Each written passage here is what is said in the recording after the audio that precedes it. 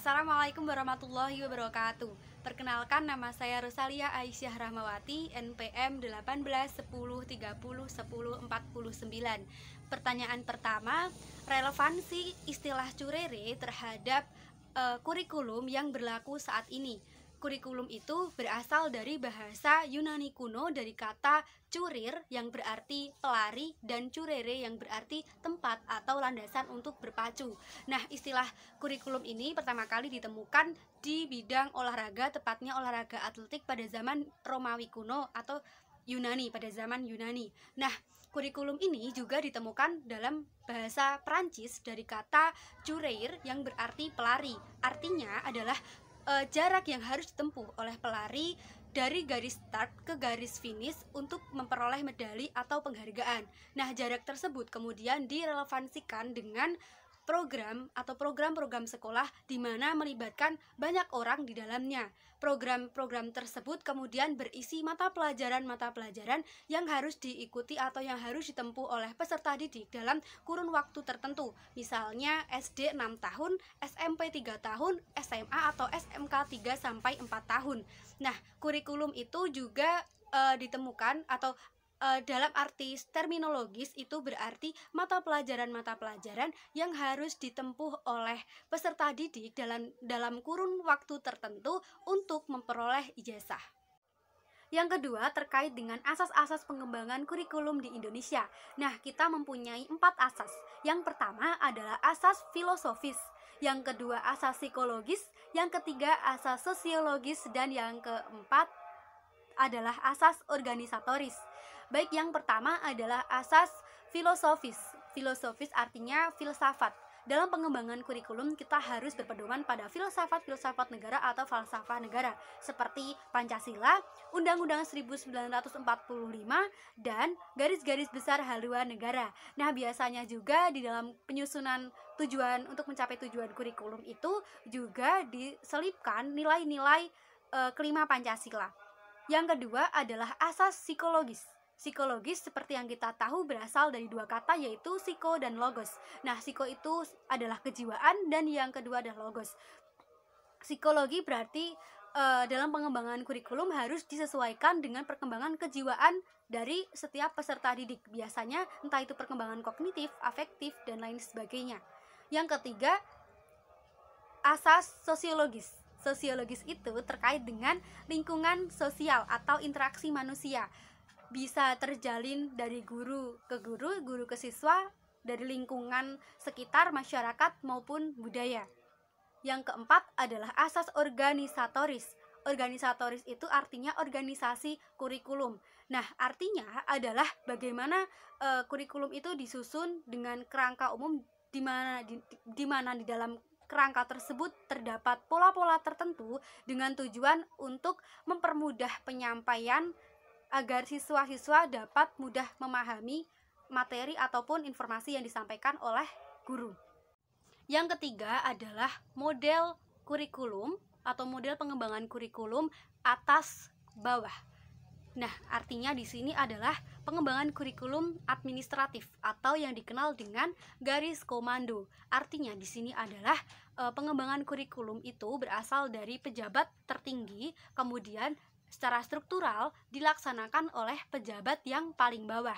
Jadi, dalam pengembangan kurikulum administratif ini biasanya orang yang memiliki jabatan tertinggi membentuk suatu komisi pengarah.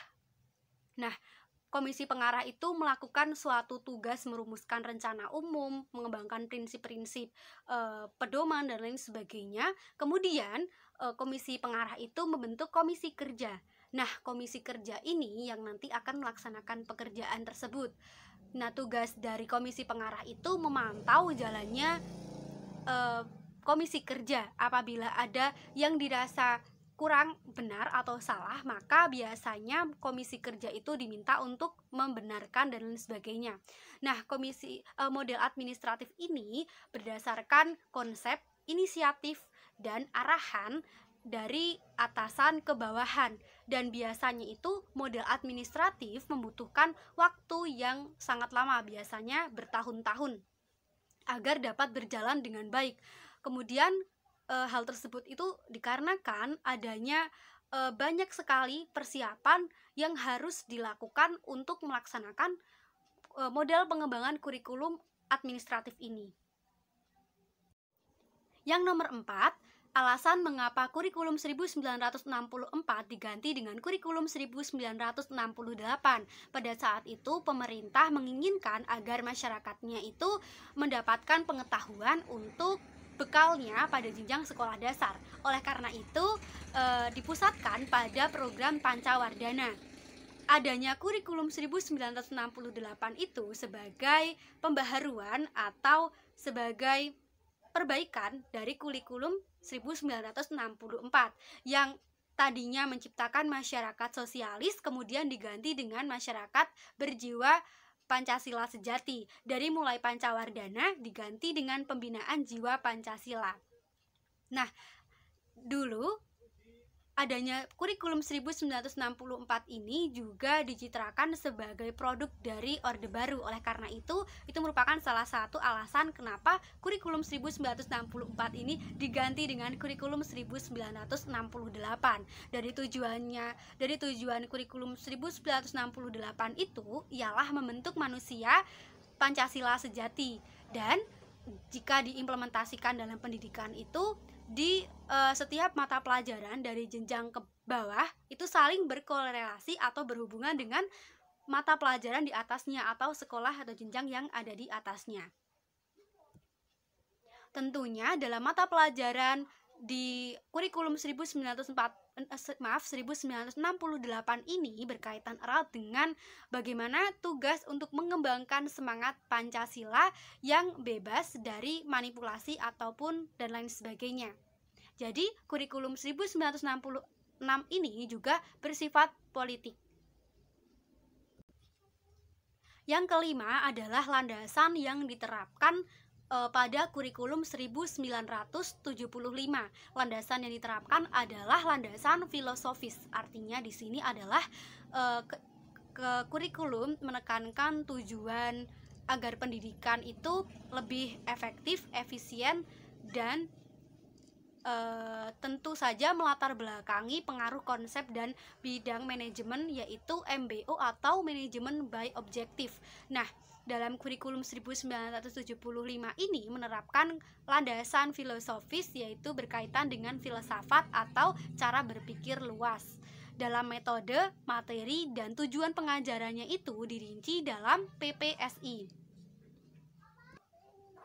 Landasan filosofis ini pentingnya filsafat dalam membina dan mengembangkan kurikulum yang ada di sekolah. Nah, setelah filsafat pendidikan ini adanya penerapan dari pemikiran-pemikiran berpikir luas dan memecahkan masalah dan lain sebagainya, entah itu yang ada di lingkungan sekolah ataupun yang cangkupnya menyeluruh atau dalam lingkungan pendidikan itu sendiri. Biasanya terdapat 3 pandangan hidup dalam landasan filosofis ini. Yang pertama adalah logika, etika, dan estetika. Nah, umumnya perumusan landasan filosofis ini mempertimbangkan banyak hal dan mempunyai banyak tujuan. Yang pertama adalah berkaitan erat dengan tujuan pendidikan itu sendiri, yang kedua institusional, dan yang ketiga adalah bidang studi, dan yang keempat adalah instruksional. Yang keenam adalah karakteristik dari kurikulum 1984.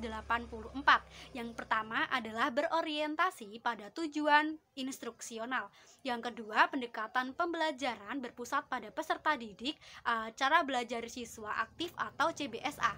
Yang ketiga, pelaksanaan pendidikan searah atau sejarah perjuangan bangsa. Artinya pelaksanaan pendidikan ini berkaitan erat dengan sejarah bangsa. Yang keempat, model pembelajaran menggunakan model spiral, yaitu semakin tinggi tingkat kelas maka akan semakin banyak materi yang diperoleh. Yang kelima adalah memberikan pengertian terlebih dahulu, lalu setelahnya baru memberikan latihan agar siswa lebih memahami materi yang disampaikan sebelum mengerjakan latihan-latihan soal. Yang ketujuh adalah kekurangan dari kurikulum KBK. Yang pertama, kurikulum ini memiliki sarana prasarana yang sangat kurang. Artinya, kurikulum KBK ini lebih menekankan pada kemampuan atau kompetensi melakukan sesuatu, sehingga pendekatan ilmu pengetahuan atau yang lebih menekankan pada isi atau materi ini tidak atau kurang diperhatikan. Yang kedua, kurikulum KBK ini juga kekurangan sumber daya manusia, dalam hal ini guru yang berkualitas dan profesional. Yang ketiga, dalam kurikulum dan hasil belajar dan indikator itu sudah disusun, padahal seharusnya indikator itu dibuat oleh guru karena guru yang paling mengetahui kemajuan siswa. Setelah itu masih aja ada guru oriented, artinya berorientasi kepada guru.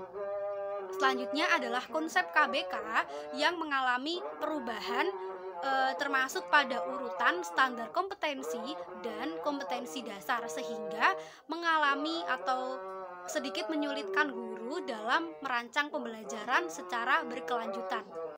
Kurikulum lokal atau yang dikenal juga dengan kurikulum bayangan ini dapat menempel di semua kurikulum termasuk KBK dan juga bisa ditempelkan dengan kurikulum adiwiyata. Kurikulum ini berkaitan erat dengan budaya lokal, artinya dalam pengembangan kurikulum itu bisa mengangkat kebudayaan ataupun hal-hal yang ada di daerah untuk nantinya dapat diangkat pada mata pelajaran, entah itu dalam bentuk teks ataupun dan lain sebagainya, dan diharapkan nantinya dapat menjaga kelestarian dari budaya lokal itu sendiri yang ada di setiap daerah. Nah, tujuan dari kegiatan kurikuler yang bertujuan untuk mengembangkan kompetensi atau potensi dari setiap daerah agar diangkat kembali, disesuaikan dengan ciri khas dan potensi tiap-tiap daerah yang tentunya berbeda. Nah, substansi dari muatan lokal ini ditentukan dari satuan pendidikan dan tidak terbatas pada mata pelajaran keterampilan saja, tetapi juga bisa mata pelajaran yang lain, seperti halnya mata pelajaran bahasa Indonesia, misalnya diimplementasikan dengan wujud teks. Selanjutnya adalah tahap pengembangan kurikulum yang ada di Indonesia. Yang pertama adalah tahap pengembangan kurikulum pada tingkat makro atau tingkat nasional, dikenal dengan istilah tripusat pendidikan, pendidikan formal, informal maupun non-formal. Nah, baik itu yang dilaksanakan secara vertikal maupun horizontal. Vertikal di sini artinya dari tahap tingkat TK, SD, SMP maupun SMA. Sedangkan horizontal artinya satuan pendidikan sederajat, misalnya SD atau MI.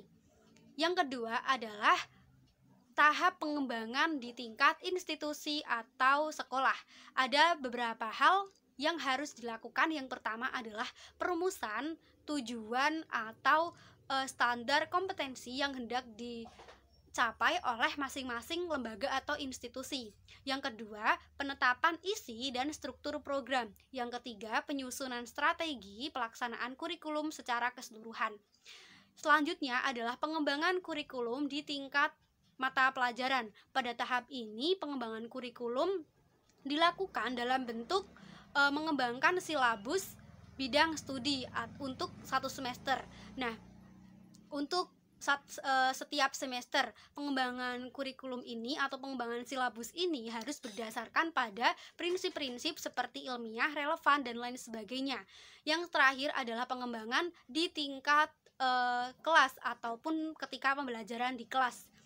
Seperti guru harus menyusun modul pembelajaran, buku paket, RPP, dan lain sebagainya. Nah, ada juga tahap-tahap dalam pengembangan kurikulum. Ada 7 tahap. Yang pertama adalah penentuan tujuan umum, artinya ditentukan dulu baik itu dari segi kesiapan kebutuhan dari guru itu sendiri, kemudian dari sarana prasarana ataupun dari siswanya. Yang kedua itu tahap perencanaan. Tahap perencanaan itu direncanakan bagaimana kurikulum yang hendak disusun. Yang ketiga itu terkait dengan tahap uji coba dan revisi. Setelah setelah direncanakan terhadap kurikulum itu sendiri, kemudian mulai diuji coba, kemudian direvisi. Yang keempat adalah uji coba secara luas. Kalau tadi adalah uji coba tetapi dalam skala yang lebih kecil, selanjutnya adalah uji coba tetapi dalam lingkup yang lebih luas. Selanjutnya adalah pelaksanaan kurikulum. Artinya di sini mulai dilaksanakan secara serentak dengan cara kita memberitahukan dulu kita memberi sosialisasi terhadap kepala sekolah ataupun guru-guru yang ada di sekolah. Selanjutnya adalah pengawasan mutu dari kurikulum itu sendiri. Artinya kurikulum itu memang menyesuaikan dengan perkembangan zaman. Apabila kurikulum itu dianggap tidak sesuai dengan perkembangan zaman, maka kurikulum tersebut dapat diganti atau diperbarui dengan kurikulum yang baru. Selanjutnya adalah adiwiyata atau kurikulum adiwiyata. Biasanya kita kenal adiwiyata ini karena identik dengan kebersihan yang ada di sekolah atau lomba-lomba kebersihan antar sekolah. Tetapi kurikulum adiwiyata ini merupakan kurikulum yang berbasis lingkungan, di mana menyertakan atau melibatkan guru, siswa maupun warga sekolah untuk berkaitan dengan lingkungan itu sendiri. Tetapi kurikulum adiwiyata ini dapat diimplementasikan dalam pembelajaran, khususnya dalam pembelajaran bahasa Indonesia, seperti dapat diwujudkan dalam bentuk teks deskripsi di mana memuat tentang reboisasi atau terkait dengan perawatan lingkungan dan lain sebagainya. Nah, kurikulum adiwiyata ini juga bisa disandingkan dengan kurikulum lokal atau kurikulum bayangan. Kurikulum adiwiyata ini juga dapat mengajarkan siswa untuk belajar apa yang mereka lihat, kemudian dirasakan dan ditemukan di lingkungan sekitarnya. Dengan model seperti ini, maka konsep-konsep yang ditemukan oleh siswa selama proses pembelajaran itu dapat memudahkan daya tangkap siswa dan kebermaknaan itu sendiri. Jadi otomatis dengan adanya kurikulum adiwiyata ini dalam pembelajaran dapat mempengaruhi daya ingatan serta pemahaman akan pembelajaran.